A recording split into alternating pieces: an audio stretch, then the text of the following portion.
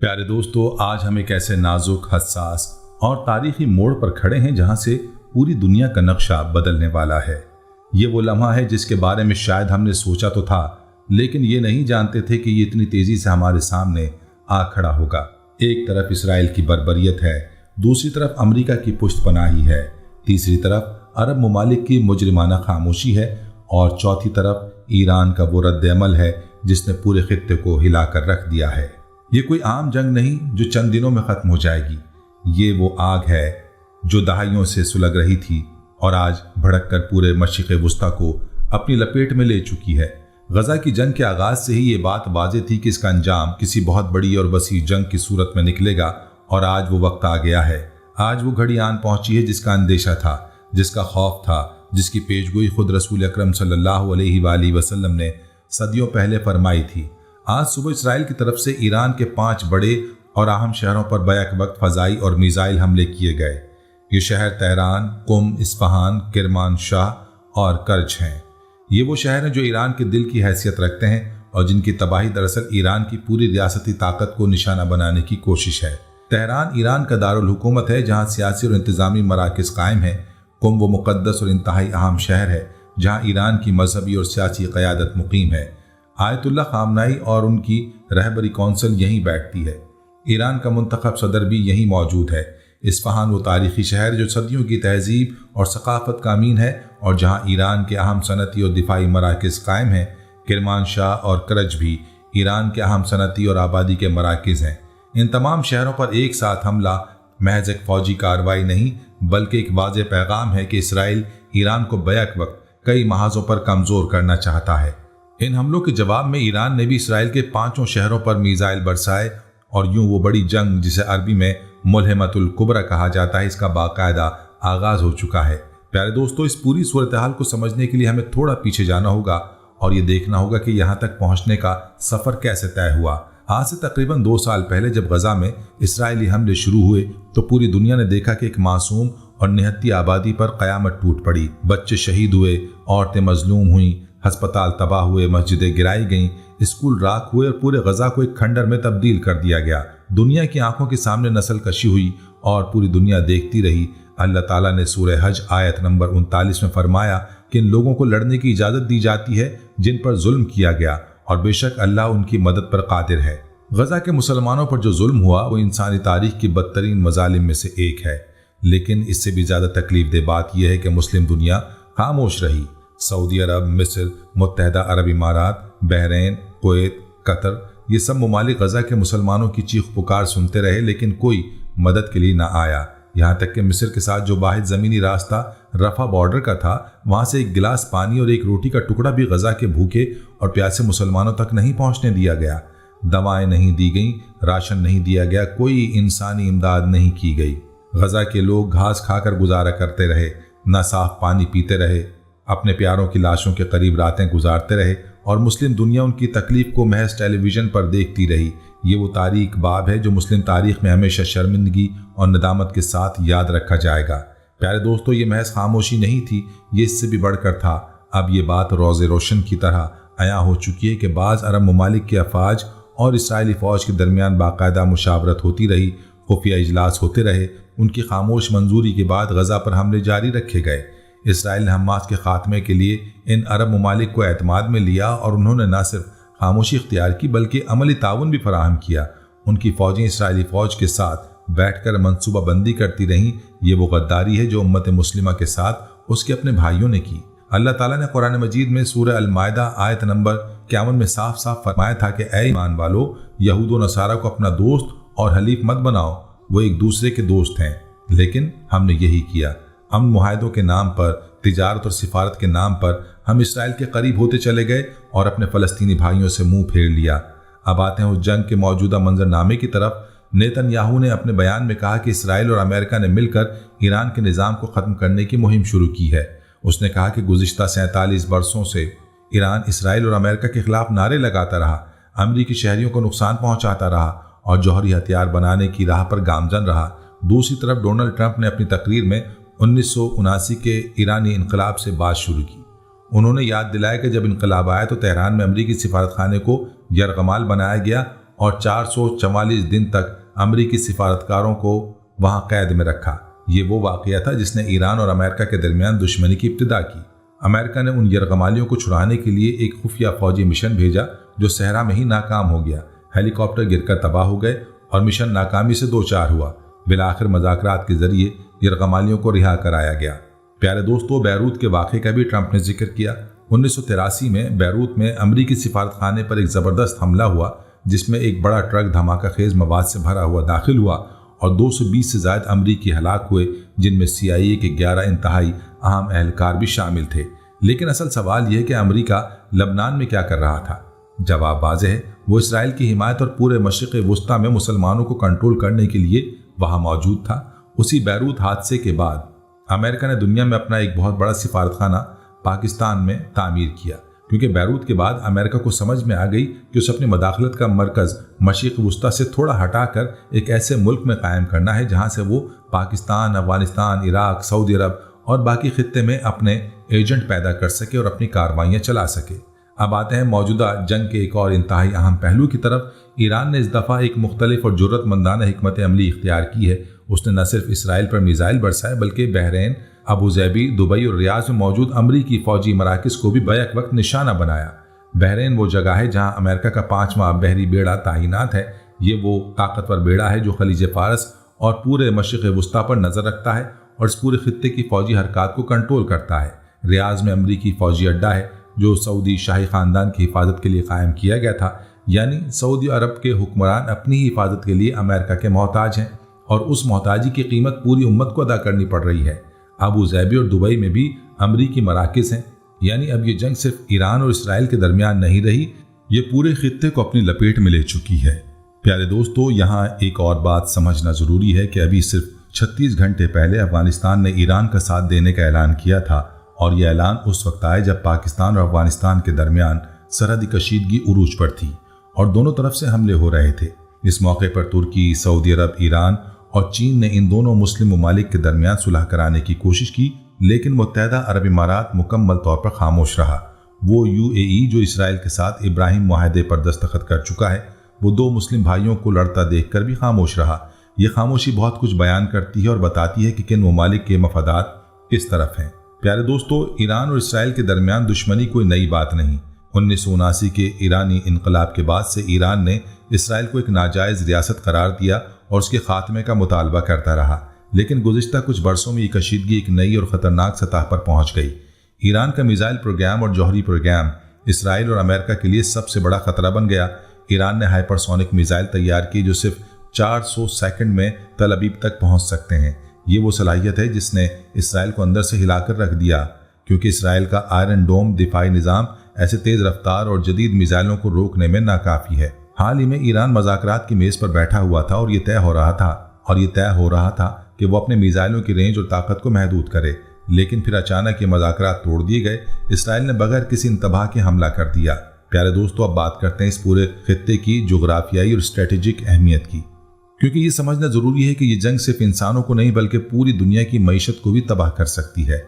खलीज फ़ारस वो इलाका है जिस पर दुनिया की मईशत का दारोमदार है। Bandar Abbas, Strait of Hormuz, Dubai, Qatar, Bahrain, Muscat, ये सब खलीज फ़ारस के किनारे पर वाक़ हैं और यहीं से दुनिया का सबसे ज़्यादा तेल गुजरता है। ईरान इस पूरी पट्टी के ऊपर बैठा हुआ है। अगर ईरान ने स्ट्रीट ऑफ हॉर्मज़ बंद कर दी तो खलीज से निकलने का कोई रास्ता नहीं रहेगा और दुनिया की 40% तेल की सप्लाई रुक जाएगी। आलमी मईशत को एक ऐसा झटका लगेगा जिसका तस्वुर भी मुश्किल है। तेल की कीमतें आसमान को छू लेंगी, पेट्रोल महंगा होगा, खुराक महंगी होगी और दुनिया भर में गुर्बत और अफलास की एक नई लहर उठेगी। यही वजह है कि अरब ममालिक गुज़िश्ता 3 महीनों से ट्रंप को रोकते रहे कि खुदा के लिए जंग शुरू ना करो। प्यारे दोस्तों, अब आते हैं इस पूरी जंग को नबी अलैहिस्सलातु वस्सलाम की अहादीस और कुरान करीम की रोशनी में देखने की तरफ, क्योंकि एक मुसलमान के लिए यही सबसे अहम और रूह को झंझोड़ने वाला पहलू है। आप अलैहिस्सलातु वस्सलाम ने कई अहादीस में आखिरी ज़माने की जंगों और फितनों का जिक्र फरमाया।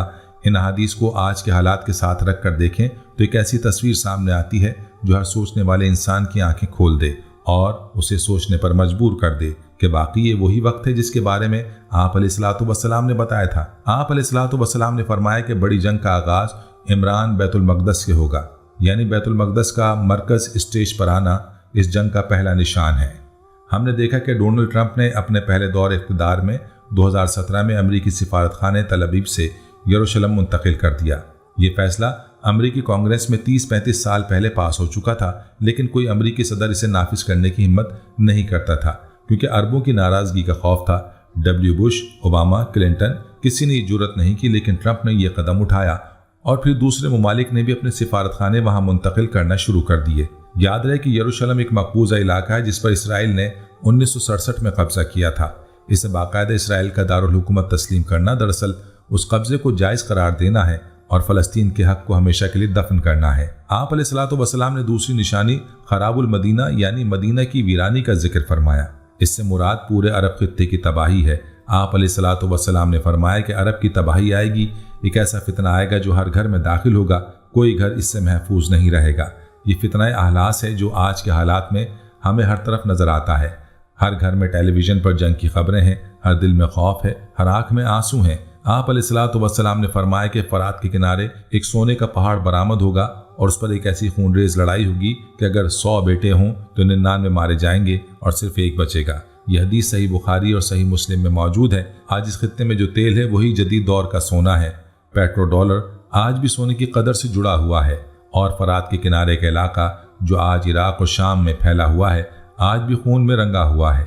आप अलैहिस्सलातु वस्सलाम ने यह भी फरमाया कि एक वक्त आएगा जब एक परिंदा उड़ता चला जाएगा और नीचे लाशों के सिवा कुछ नज़र नहीं आएगा। ये परिंदा साफ जगह उतरना चाहेगा लेकिन आकर लाश पर ही गिरेगा। गज़ा के आसमानों में आज यही नज़ारा है। आप अलैहिस्सलातु वस्सलाम ने यह भी फरमाया कि मशरक़ी समंदर बंद हो जाएगा, कश्तियाँ चलना बंद हो जाएंगी। आज देखें ये पूरा खित्ता नो फ्लाई जोन बन चुका है। हर तरफ मिसाइल उड़ रहे हैं और जब फ़ज़ाई रास्ते बंद होते हैं तो समंदरी रास्ते भी खुद ब खुद बंद हो जाते हैं। खलीज फ़ारस, बहरे हिंद, बहरे अहमर ये सब मुतासिर हो रहे हैं और आलमी तिजारत का पहिया रुक रहा है। प्यारे दोस्तों, अब आते हैं उस इंतहाई अहम पहलू की तरफ जो इन अहादीस में बयान हुआ है, जिसका ताल्लुक ईरान और फ़ारस के इलाके से है। इन हमलों में जो शहर निशाना बनाए गए, तेहरान, कुम, इस्फहान, किरमान शाह, ये सब फ़ारस के इलाके हैं। तारीख़ी एतबार से फ़ारस वो इलाका है जो खुरासान से जुदा होता है। फ़ारस का इलाका जो आज का मरकज़ी और जनूबी ईरान है इस तबाही की जद में आएगा, लेकिन खुरासान का इलाका जो आज मशहद, सीस्तान, बलूचिस्तान और अफ़गानिस्तान पर मुश्तमिल है वो इस तबाही से निस्बतन महफूज रहेगा। बल्कि वहाँ से वो लोग उठेंगे जो आखिरी मार्के में बैतुल मक़दस की फ़तह में हिस्सा लेंगे। आप अलैहिस्सलातु वस्सलाम ने फरमाया कि वहाँ से काले झंडे उठेंगे और वो लोग बैतुल मक़दस को फ़तह करेंगे। आज का अफ़गानिस्तान जो तारीख़ी खुरासान का हिस्सा है ईरान के साथ खड़ा है और ये जोड़ आने वाले दिनों में और मजबूत होगा।